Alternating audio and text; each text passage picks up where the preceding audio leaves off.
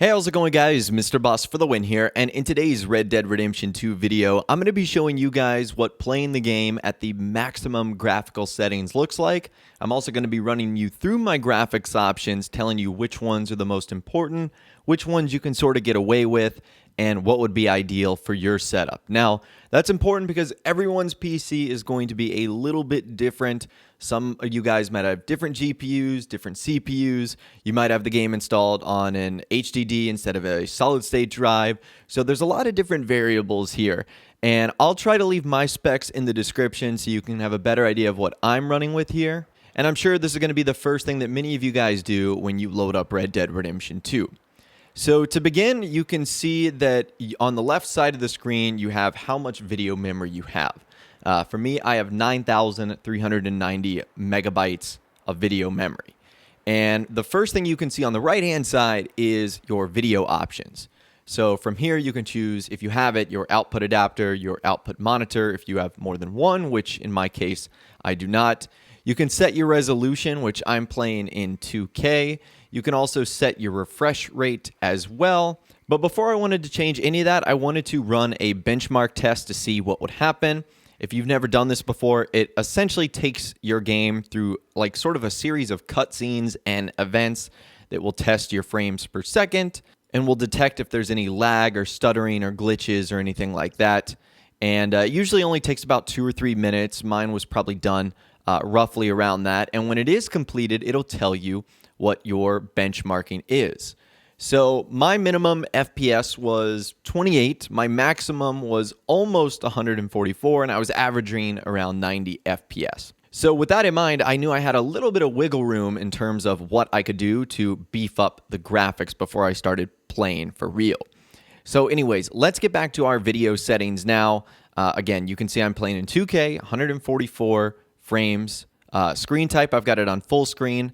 I turn VSync on. This helps with screen tearing. Some people have it on or off. It's not super important. After that, it's triple buffering, which helps improve image stability at a slight expense of GPU memory. I think I had plenty to spare, so I had this turned on. There's game pause on focus loss, which means that if you minimize the game itself will pause. I have that turned off. And then constrain mouse pointer, which I play with a controller, so I have that turned off. So those are all your video settings right there. Now after that, it's time to move on to the graphics settings. And your first slider here is quality preset level. And this will globally adjust graphic quality presets based on your hardware capabilities. So it starts in the middle, which is balanced. You could drag it all the way to the left, which is going to decrease your graphics, or you could drag it all the way to the right, which is going to favor quality and will increase your graphics. So I was going for maximum quality here. We went all the way to the right. Texture quality is our first change that we can make. This adjusts the level of detail on objects, buildings, and the environment. And like many of the options here, you have low, medium, high, and ultra. And you can see by adjusting the texture quality what that does to my video memory. Some will not have a big effect at all. Some will have a pretty massive effect like that. And again, for this video, I'm going to be cranking up every option to its highest, either going to high or ultra quality. The next is anisotropic filtering, which helps maintain texture quality when being observed from a grazing angle and not face on with the camera. And this one, you've got 16 times being the highest. You can also turn it off 2 times, 4 times, 8 times, and 16 times. Lighting quality is next, and this adjusts the quality of the sun, moon, and local lights. Again, we turned that to ultra. The next option is lighting quality, which adjusts the quality of the sun, moon, and local lights. We've got that turned up to ultra. Global illumination quality is next, which adjusts the quality of indirect light from the sky. Again, we've also got that at ultra. Shadow quality is going to be your second one that has a big impact on how much video memory you're taking up. So as you guys can see there, starting at ultra, we're at 3,830, but if I were to bring that all the way down to low, it goes down to 3,425. So you can see just how much memory that takes up by beefing it all the way to ultra, but that is shadow quality. You've then got far shadow quality as well, which adjusts the detail of shadows at a distance. We've got that at ultra. There's screen space ambient occlusion, which adjusts the quality of ambient shadows where 2 surfaces meet. Again, we've got that all the way up. Reflection quality is your third setting here that is going to take up a lot of video memory depending on what you do with the adjustments. So you can see that my game actually started it on high. Moving it to ultra bumps me up to 4,288 video memory. And bumping it all the way down to low would bring me back down to 3,687. So there's a big jump going from high to ultra there. And that's actually one of the ones in which I might consider bumping back down to high. I'll talk about my experience a little bit at the end. Mirror quality is next, and we've also got that at ultra. Same with water quality as well. Water quality is probably our fourth one today. That's going to have a huge impact on your video memory. Now, water quality doesn't have an ultra setting. It has a low, medium, and high, as you guys can see there. So the highest one you can actually get is the high settings. Then you've got volumetrics quality, which adjusts resolution and shading quality of fog clouds and other volumetric effects. We've got that set at ultra. Particle quality for me was defaulted at medium, so I bumped that one all the way up to ultra. Tessellation quality was set at high, and we ended up bumping that to ultra as well. And then you've got sort of your three options here of TAA, FXAA, and MSAA. And for this video, I turned TAA up to high, FXAA on, and then I turned MSAA to ×8. However, as you guys can see there, MSAA really eats in to your video memory. So that's actually something that I might consider removing, especially with TAA enabled and FXAA. So I'll talk about that at the end, but that is seriously heavy on your video memory, so something to consider right there. And then we move over to advanced graphics. And they actually give you a warning before you go in there that these are intended for experienced users, and altering them may have an effect on game performance and stability. But regardless, we're going to get into them. The graphics API that I'm using is Vulkan. I've got near volumetric resolution set to ultra. I've got far volumetric resolution on ultra as well. Volumetric lighting quality we've got set to ultra 2. Unlocked volumetric ray march resolution was next. And I didn't even know what this does, but it allows the ray count to scale freely with screen resolution to allow for more detailed clouds. So there we go. That's what that does. Particle lighting quality, again, was set for medium for me, so I bumped that to ultra. Now we get into our shadows. Soft shadows we have on ultra. We've got grass shadows on high, which is the highest. And long shadows you just simply turn on or off, which are available during sunset and sunrise. We then get into our water settings. The first is refraction quality, which I've got set to high. That's the highest setting. Reflection quality, again, same thing, set to high. And then we've got another slider where we can actually adjust the water physics quality. And this, again, sort of has like a off, low, medium, high, ultra setting.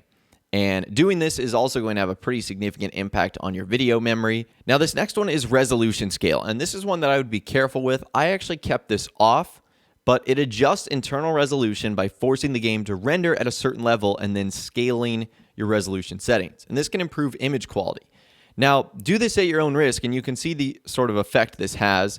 When you start to scale this up, you can see how much it eats into your video memory. And you can see that by going to even some of the maximum amounts, I would need over 16,000 megabytes of video memory in order to run this with the settings I've used. And that certainly wouldn't be possible. So I left it off. I didn't feel like there was a need for me to use resolution scaling. Again, you can adjust that at your own risk. After that, we've got another slider. It's TAA sharpening. This actually enables more control over the definition of objects when TAA is enabled. And so I've got that up all the way. After that, it's motion blur, which I actually have turned off. I'm not a huge fan of the motion blur. It kind of makes me sick, so I have that off. Reflection MSAA, again, same thing here. You can have off 2 times, 4 times, 8 times. That's probably one of the things that I would leave off. And then you've got geometry level of detail, grass level of detail, which is our next 2 sliders. We have those pushed all the way up as well. Tree quality, which has settings of low, medium, high, and ultra. We have that on ultra. Parallax occlusion mapping quality is next, and I did not know what this is, but this gives the ground and roof textures more shading and detail, so that's pretty cool. The next is decal quality, which is things like bullet holes, so we turn that to ultra. Fur quality is up next, which adjusts the Fur quality is up next, which adjusts the quality of fur renderings on animals, clothing, and props. And we've set that to high. That's the highest it can go. So those are our maximum settings right there. We've got everything cranked up to either high or ultra. We have all the sliders turned to the right. And with my settings at 2K, 144 hertz, everything maxed out, my video memory is sitting at 5,460 over 9,390. However, not all the settings are applied yet, so that's something you want to keep in mind there, because after I ended up applying all of the settings, my video memory jumped to 6,618. So there were a couple of settings that I had not applied yet, and when I rebooted, that's what my graphics ultimately looked like. So now that you've seen my graphics settings, let's take a look at the very first mission. I'm going to show you guys some cutscenes, some free roaming, and then we'll talk about what settings I would change in a bit.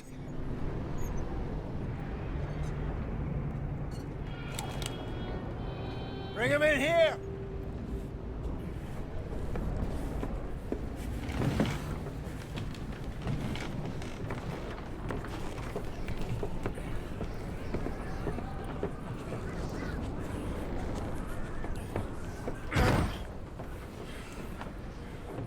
Miss Gaskell, get that fire lit, quick. Miss Jones, bring in whatever blankets we have. Mr. Pearson, see what we've got in terms of food. Hey, I don't believe it. Come here, partner. Come here. It's goddamn Dutch Vanderlyn, you morons! Colm is gonna shit his pants. Put your hands up.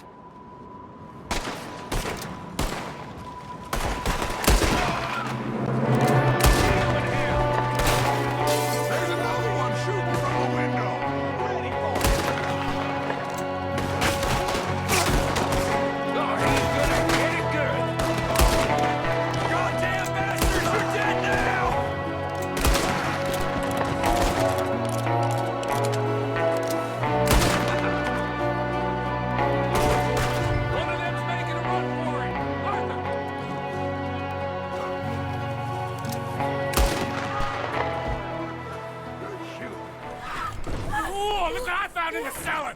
Wild thing, ain't ya? Leave her alone! I wasn't doing nothing. She's one of them O'Driscolls. No, she ain't, Michael. Look at her. Miss! Are you... Oh, you fool! Michael! Miss, now, it is gonna be okay. We mean you no harm. Miss! Come on. It'll be okay. We need to get out of here, and quick. Come on now. Oh. You okay, miss? They came 3 days ago. And my husband, they... Okay. Miss, you are safe now. And you can't stay here. You come with us. Arthur. Miss, it's okay. We're bad men. We ain't them. It's okay. Get on. We'll keep you safe until you figure out what you want to do. Come on, boy. Horses are struggling. Yeah, a lot of fresh snow here. I don't know about this, Javier. I mean, we can't follow nothing. Let's push on a little bit. Maybe we'll pick up the trail again.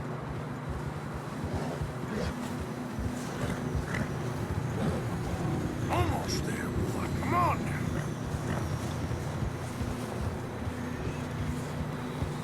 Hey, look! Over there! You see that?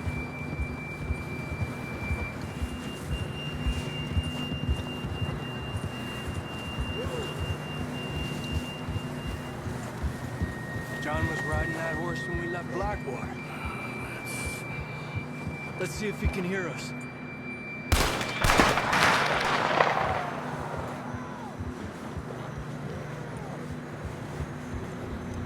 Come on! Up there! That's quite a scratch you got there. Never thought I'd say this, but it's good to see you, Arthur Morgan.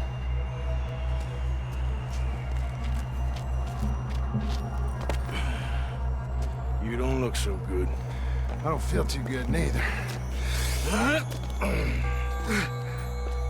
freezing. Don't die just yet, cowboy. Come on, compadre.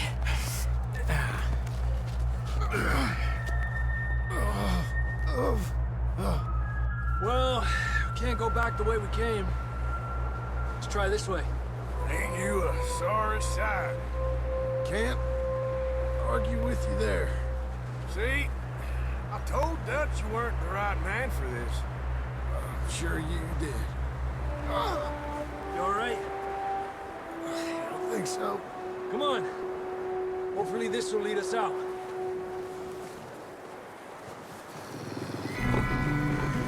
Okay, so needless to say, this game is absolutely beautiful. It runs amazing on PC, at least for me. Rockstar did an incredible job. Again, let's get back to some of the changes that I would make, or if you're looking for some adjustments to increase your quality, and these are things that I might end up doing as well.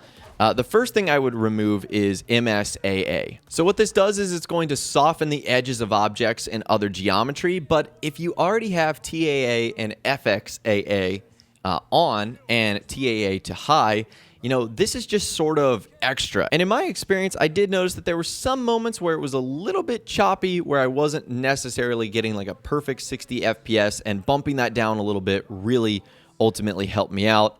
And then in the advanced graphics settings, there are some things that you could move from ultra to high that will help you out, like soft shadows, for example, and even the particle lighting quality and a lot of the water quality stuff. Moving that from ultra to high will help you out just a little bit and might not necessarily make the game so intense to run for your PC. But anyways, these are things I'm going to be tinkering with over the next couple of days, but that is what the game looks like with the maximum graphics settings in RDR2. Again, I'd love to hear from you guys in the comments down below. If you have the game on PC, what do your graphics settings look like? Are they similar to mine? Are they something else? Let me know your thoughts, opinions, and more in the comments down below. I'd love to hear from you guys down there. If you guys did go on to enjoy this video, though, a like rating would, of course, be awesome.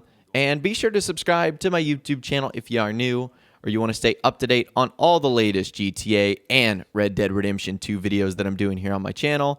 And be sure to ring that notification bell as well.